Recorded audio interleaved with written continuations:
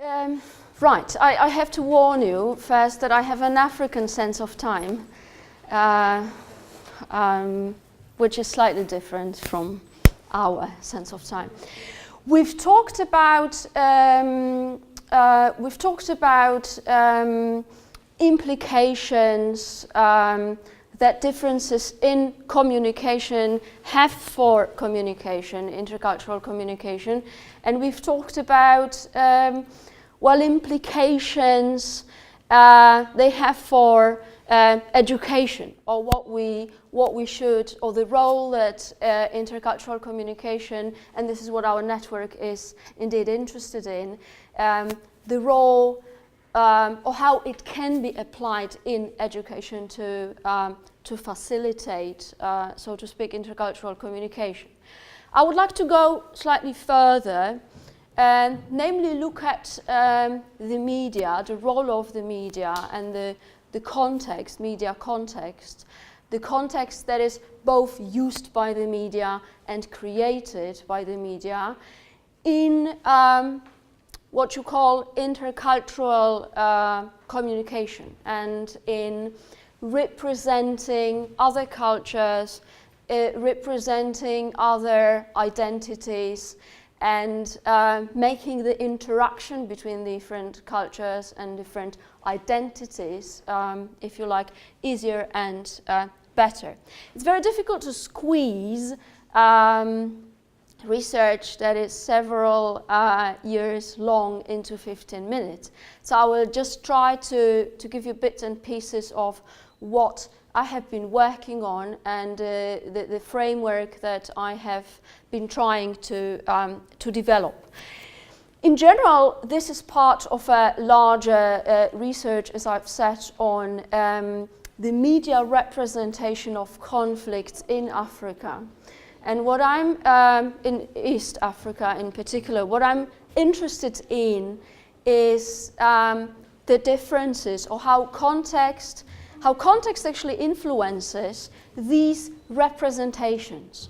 For this reason, I'm looking at the Western, what you might call Western media representation of conflicts in Africa, in contrast to local media representation of these conflicts. And today we are going to look at part of it, namely the Kenyan media and some dynamics within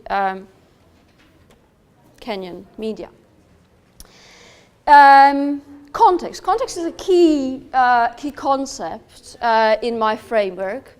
I would like to refer to John Searle here, who, in his theory of social ontology, social construction, how language is used in the social construction of reality, says that X counts in Y in context C. So how do we use language to make X count in Y in a certain context? How do we use language to create context? And obviously, and to exploit context. And obviously media play a major role in that. If you consider the fact that we are living in an information society and then mediatized world, then media do play a major role in this creation of context.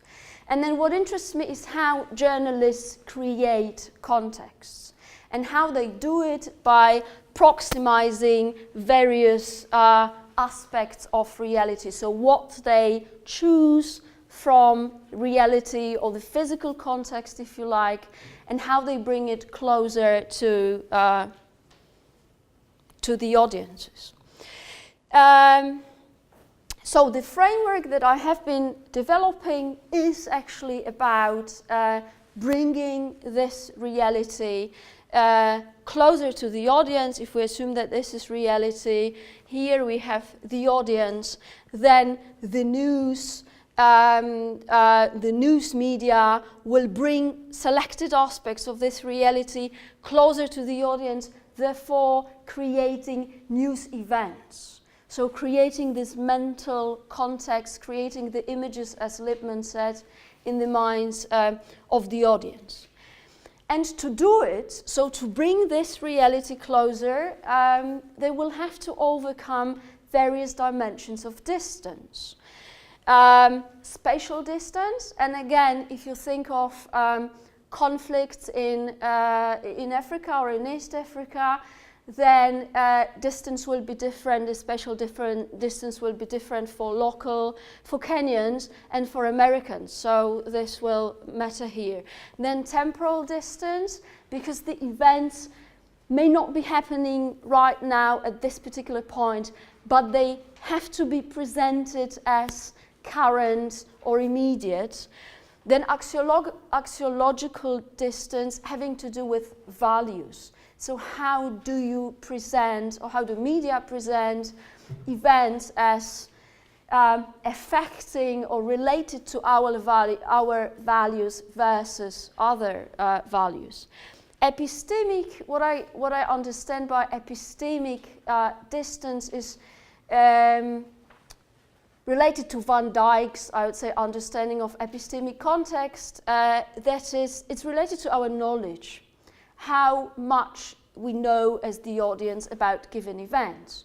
And again, if you think of something happening in Kenya, the local audience will have much broader or detailed knowledge of the local context, whereas American audience will not. So the journalists, American journalists or Western journalists, will have to work harder, if you like, or will try to proximize this epistemic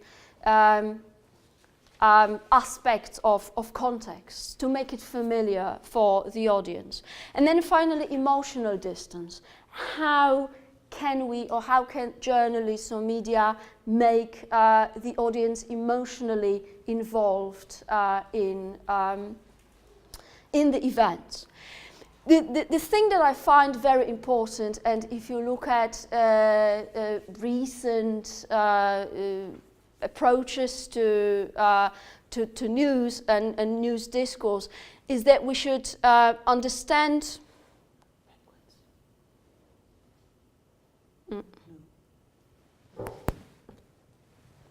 No.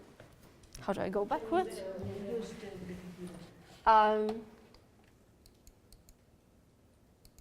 Yes, that we should understand news discourse as both product and process. Product, that is what we actually get, I mean the newspaper texts, that's what I'm looking at, but also process, that is how these texts are produced, that is journalistic routines, journalistic values, journalistic processes of selection of events.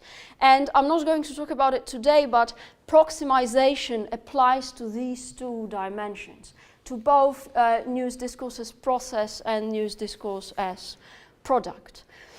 And the whole thing, or the whole process of proximization and creating news events, these images in the minds of the audience, takes place within culture, within a certain culture, so culture matters, and then ideology.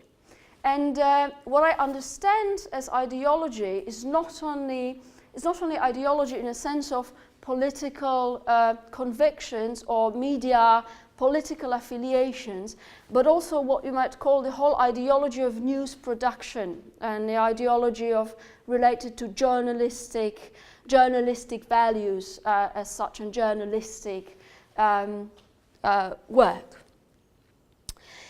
In my theoretical framework, I've been trying to combine critical discourse analysis, or critical discourse studies, perhaps I should say, with discourse space theory initiated by Paul Chilton, who actually was the first to mention proximization, and then developed by Zapp, who added axiological dimension to it. But as I've already mentioned, I'm interested in how media create social reality. So there is this element of social ontology theory and, well, John Searle's framework. But then also I'm kind of trying to combine it with the recent theories of mediatization, that is how media create this common shared, or the space of shared experience, if you like. And then also emotional inferencing, sort of pragmatic and cognitive approach, the framework suggested by Unger. In order to see how distance, these different dimensions of distance influenced the coverage of conflict, I decided to look at two events. One is post-election violence in Kenya a few years ago, in 2007 and 2008, so you could say internal conflict, if you look at it from Kenyan perspective, and ethnicity related conflict. And then the other is Kenyan intervention in Somalia, started in 2011. It was very interesting. I was actually there when Kenya sent troops to Somalia, and it was very interesting because this is my data includes both the newspaper text, the newspaper corpus, or corpora, because I'm looking at three main or mainstream also newspapers in Kenya in English, but also I'm looking, it involves ethnographic work, so I actually was there for 6 months and interviewed journalists and news reporters and correspondents.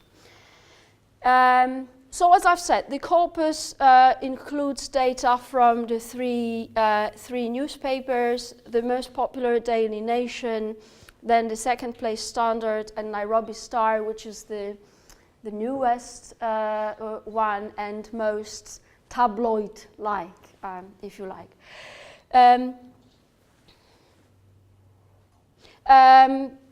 Perhaps it's important to mention one thing. Why Kenya? Kenya is interesting for several reasons. Thank you. It's interesting because it's a really, it's a country with very strong inter-ethnic dynamics, if you like. With all the ethnic groups, you can actually feel ethnic tensions all the time. And you can see the role that the media, in the context of elections, for example, play in either cooling down these tensions or igniting them. Another thing is that it has one of the best developed media markets in Africa. So what you can see if you look at journalistic practices is on the one hand an attempt to kind of to imitate Western patterns of journalism, and especially American, as we'll see in a while, American, they're heavily influenced by American journalism. But that's on the one hand. On the other hand, you have this the role played by local identity and also local or African, you could say, understanding of what journalism is and what the role of journalists is. And there's a very interesting research or the summary of sort of African journalism by Skirdal, showing that African journalism has a different understanding of objectivity. I mean, objectivity does not, or ideal of objectivity, does not really matter that much. That what matters more is either the role of the community, hence we have the community journalism, or this kind of moral function of journalism, which is obviously related to community journalism, that journalism or journalists are supposed to I don't know, lead the nation and then act. So this advocacy, what you might call advocacy journalism.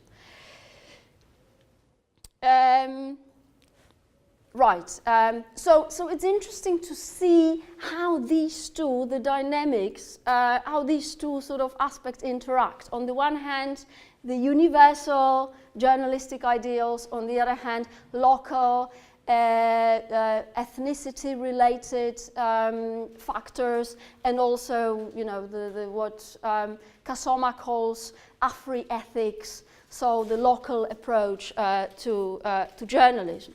What I found also quite interesting, if you look at media law in the context of conflict, is particular emphasis on hate speech in the code of conduct for journalism. So, especially when it comes to mainstream media, hate speech is something you really should sort of beware of if you're a journalist. There is in fact a special commission, Kenya Integration and Cohesion Commission, whose role is to track instances of hate speech in the media. It was created after the post-election violence in 2007. I'm going to skip that. So if we can look at the first conflict that I mentioned, post-election violence, we had several ethnic groups involved. I'm not going to talk about them in detail, but just to give you an idea, we have these were presidential elections, and we have the highest ethnic group, Kikuyu, or the largest tribe with the largest population. And then on the opposite side, we had Luo, the third largest community, and Kalenjin, who supported the other presidential candidate. And then violence erupted because supposedly the election, first of all, the election results were given to Kenyans. The announcement was delayed, so it already created tensions. And then there were accusations, or the results were allegedly rigged. So Kibaki was pronounced the winner, but the supporter of the other candidates, well, did not believe that it was a real choice of the nation. And then it's very interesting to compare the role of mainstream media and the behavior of journalistic behavior of the mainstream media and the media in tribal languages. Just to give you an idea, Kas FM was a radio station, the Kalenjin radio station, broadcasting in the tribal language, and then now the journalist is facing charges in ICC court related to spreading hatred. So what was interesting was that they used these hatred or hate igniting metaphors, encouraging and igniting the violence. So hate speech was really, really strong there. But what is interesting is that they used these metaphors that were, well, obviously the language was Kalenjin, but it was also the metaphors were could be understood by this particular tribe. So they could ignite violence among these particular people.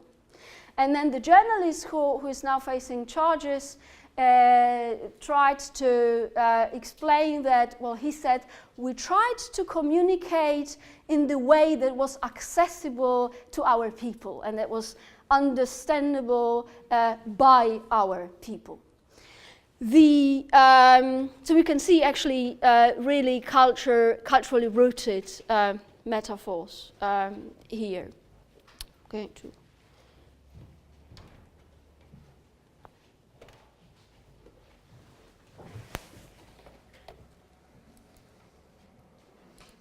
But the mainstream media adopted a totally different approach. The idea was to do something to stop the violence. And what was quite interesting was, for example, that all these three newspapers adopted the same or had the same or published an article with the same headline, "Save Our Beloved Country." But what they did was, and what they are still doing to avoid ethnic tensions in the mainstream media, is whenever there is ethnic-related violence, the names of ethnic groups are not mentioned. So it's quite interesting because what you will find there very often will be nature metaphors. So violence erupts, or violence comes to Rift Valley, or there is no agency. And this is actually done intentionally to, when I talk to journalists, they said this is done intentionally because if we mention that Kikuyu people sort of started violence against Kalenjin or Luo, then Luo will immediately gather and take revenge. So this is actually an implicit, I think now it's even explicit editorial policy that the names of ethnic groups are not mentioned in the context of violence. Yes, I will try to.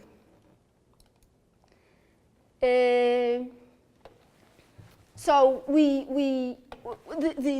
by means of, like, we had metaphors which ignited hate speech.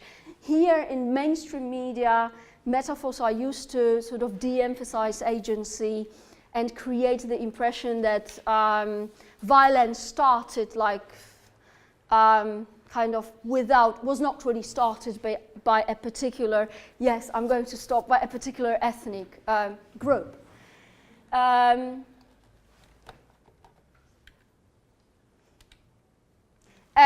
just to give you, if I may have 1 minute, so this was the ethnic local conflict. If you look at the other one, intervention in Somalia, the reporting is totally different because this is something external. So you don't really have these constraints, or we don't really have these constraints. And what is interesting, if you look at mainstream media, is that one of these newspapers adopted uncritically, without any criticism, the American war on terror frame. So it was like intervention in Somalia was like intervention in Iraq. And we had the same phrase, the same,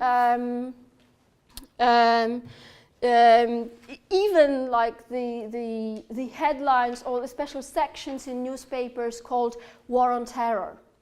And when I talked to the editors, he said that the journalists were so influenced by American style that they started writing about Kenyan smart weapons in Somalia. And of course, Kenya doesn't have any intelligent or smart weapons. So, so it was really interesting to see how much these universal, if you like, values influenced the coverage. So just half a minute, just the thing I wanted to mention, but I can come back to this in the discussion. I've been using corpus linguistics tools, looking at keyness to identify frames. So to give me the idea what then to look for, which context to look for, and which items are particularly salient. And again, it's quite interesting to compare these in the Kenyan media and then in the American or British media, but also in the Kenyan media and then in the East African context, Ugandan media or Tanzanian media, because you can really see how distance, physical distance and axiological distance influences journalistic choices. And